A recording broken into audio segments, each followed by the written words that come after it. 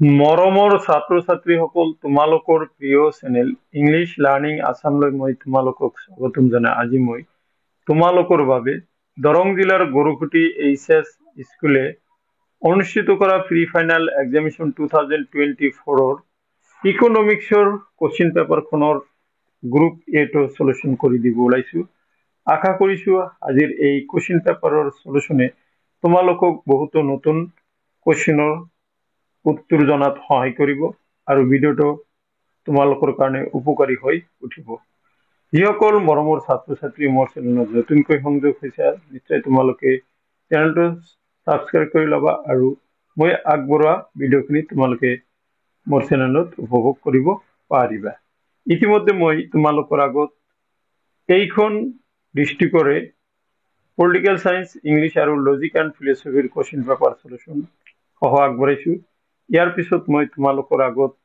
অসমীয়া আৰু জিওগ্ৰাফিৰ লগতে হিষ্টৰীৰ video upload কৰিবলৈ যত্ন কৰিম বলাচন মৰমৰ ছাত্ৰ ছাত্ৰীসকল এইখন বিদ্যালয়ৰ বাকি যিখিনি কোশ্চিন আছে সেইখিনি জানিবলৈ প্ৰয়াস কৰক লগতে আজিৰ ভিডিওটো আৰম্ভ কৰক ইয়াতে তোমালোকে পোনপ্ৰথমতে কোশ্চিনটো চাই লোৱা কোশ্চিনত দিয়া আছে যে গ্রুপ এ দেয়া আছে 4টা প্রতিসম প্রশ্ন দেয়া আছে 1 সমতা ভঙ্গকারী আয় কি 2 ব্যক্তিগত ব্যয়যোগ্য আয় কাক বলে আদেশী মুদ্রার উপাদানসমূহ কি কি হস্তান্তরিত পরিশোধ কি কোশ্চিন নাম্বার 2 যিকোনো 5টা কৰিব দিছে ইয়াতে দিছে 7টা মই গোটেইখিনি আনসাৰ কৰি দিম কোশ্চিন নাম্বাৰ 3 টো চোৱা ইয়াৰো কোশ্চিন মই আলোচনা কৰিম গতিকে তোমালোকে ভিডিওটো প্ৰথমৰ পৰা শেষলৈ চাবা দেখা পিছতে আৰু এটা বা দুটা ভিডিও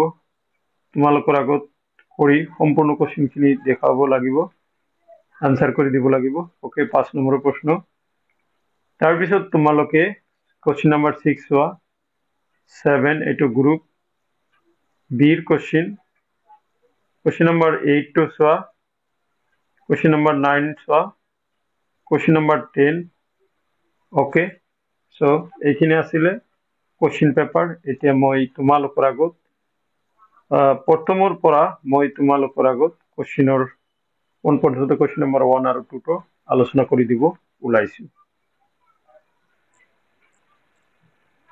কোশ্চিন নাম্বাৰ তোমাৰ 1 ইয়াতে আছিল সমতা ভঙ্গকাৰী আয় কি দেখা আনসাৰটো হ'ব সমতা ভঙ্গ আয় হৈছে আয় স্তৰ যত উপভোগযোগ্য আৰু উপভোগযোগ্য ব্যয় অৰ্থাৎ সি আৰু আয় স্তৰ y পৰস্পৰ সমান হয় অর্থাৎ y ইকুয়াল টু c হল সমতা ভঙ্গ বা সমতা ভঙ্গকারী আয় তোমালোকে এটো আনসারটো লিখি দিলে হৈ যাব ওকে এতিয়া মই তোমালোকৰ আগত 2 নম্বৰ মুঠ ঘৰুৱা উৎপাদনৰ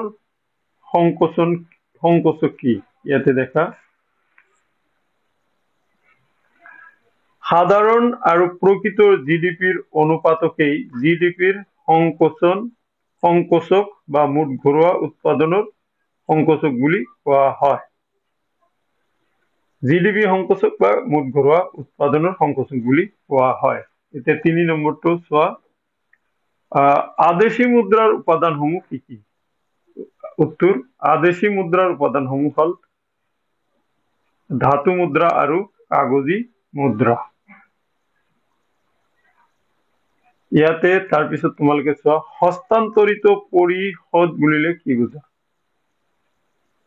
এখন দেশৰ বাসিন্দাসকলে যিবোৰ আয় মুক্তভাৱে লাভ কৰে আৰু যাৰ বিনিময়ত বৰ্তমান বা ভবিষ্যতেও কোনো মূল্য প্ৰদান কৰিব নালাগে তেনেবোৰ প্ৰাপ্তিক হস্তান্তৰ পৰিশোধ বলে এটা হ'ব হস্তান্তৰ পৰিশোধ কি তাৰ এটা হল 4 নম্বৰৰ প্ৰশ্ন এতিয়া মই তোমালোকৰ আগত 2 মূলাংকৰ প্ৰশ্নসমূহ আলোচনা কৰিম এটো কোন প্ৰথমতে তোমালোকক প্ৰশ্নটা আহিছিল নামমাত্ৰ বা সাধাৰণ জিডিপি আৰু প্ৰকৃত জিডিপিৰ মাজত থকা পাৰ্থক্য লিখা ইয়াতে এটো চোৱা যে সাধাৰণ বা নামমাত্ৰ জিডিপি হয়েছে প্ৰচলিত দৰত মোট জাতীয় উৎপাদনেৰ মূল্য।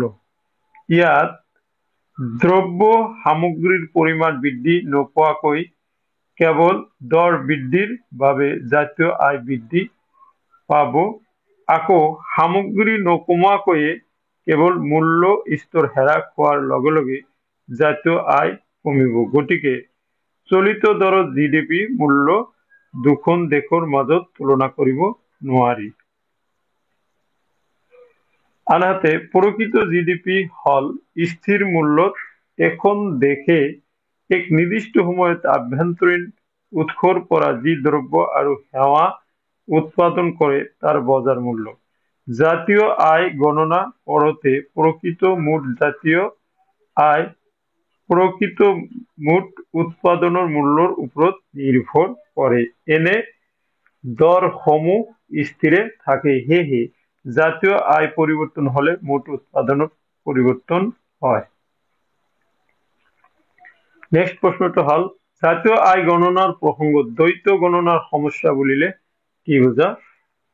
এইটোর আনসার হব চূড়ান্ত দ্ৰব্যসমূহৰ পৰিমাণত মধ্যবৰ্তী দ্ৰব্যসমূহৰ মুদ্ৰা মূল্য অন্তৰ্ভুক্ত হলে দ্বৈত গণনাৰ সমস্যাৰ উদ্ভব হয়, কিয়নো উৎপাদনসমূহৰ মুদ্ৰা মূল্য বিবেচনা কৰতে চূড়ান্ত দ্ৰব্য সমূহৰ মূল্যৰ পৰিমাণত মধ্যবৰ্তী দ্ৰব্যসমূহৰ মূল্য অন্তৰ্ভুক্ত হৈ থাকে, কিয়নো এই দ্ৰব্যসমূহ চূড়ান্ত উৎপাদনী প্ৰক্ৰিয়া আহিলা হিচাপে ব্যৱহৃত হৈ থাকে।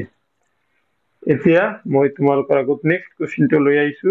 নেক্সট কুৱেশ্যনটো হল বাজেট ঘাটি আৰু বাণিজ্যিক ঘাটিৰ সংজ্ঞা লিখা। দেখা সৰকাৰেৰ প্ৰস্তাবিত ব্যয়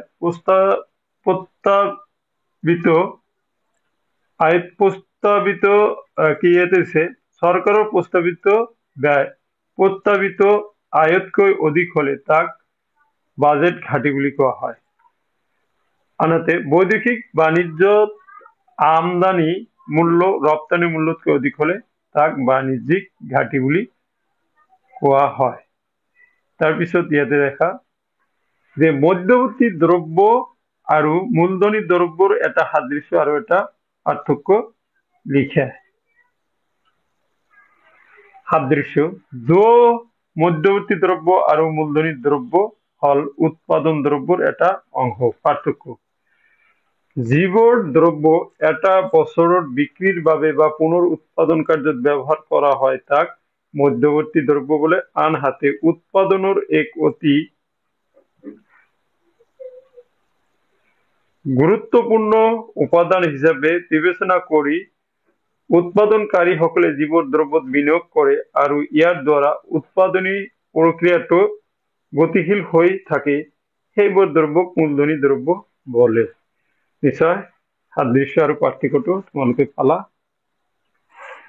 এতিয়া নেক্সট কুৱেশ্যনত আছে সামগ্ৰিক যোগান কি? এক বিশেষ সময়কালত অৰ্থনীতি এখনত ক্ৰয়ৰ বাবে উপলব্ধ দ্ৰব্য আৰু সেৱাৰ মুঠ যোগানক সামগ্ৰিক যোগান বলে। নেক্সট তোমালোকৰ ইয়াতে দিছে বিনিয়োগ গুণক কি? বিনিয়োগ গুণক আৰু MPCৰ মাজৰ সম্পৰ্কটো লিখে। প্ৰান্তিক প্ৰৱণতা স্থিৰে থকা অৱস্থাত এক নিৰ্দিষ্ট পৰিমাণৰ বিনিয়োগ বৃদ্ধিৰ ফলত আয়ৰ বৃদ্ধিৰ এটা অনুপাত দেখা পোৱা যায়, সেই অনুপাতটো হল বিনিয়োগ গুণক। এতিয়া বিনিয়োগ গুণক কে আৰু প্ৰান্তিক উপভোগ প্ৰৱণতা MPCৰ মাজৰ সম্পৰ্কটো ইয়াতে নিৰ্ণয় কৰি দিছো, তোমালোকে চাই যোৱা আৰু স্ক্ৰীনশ্বট মাৰা।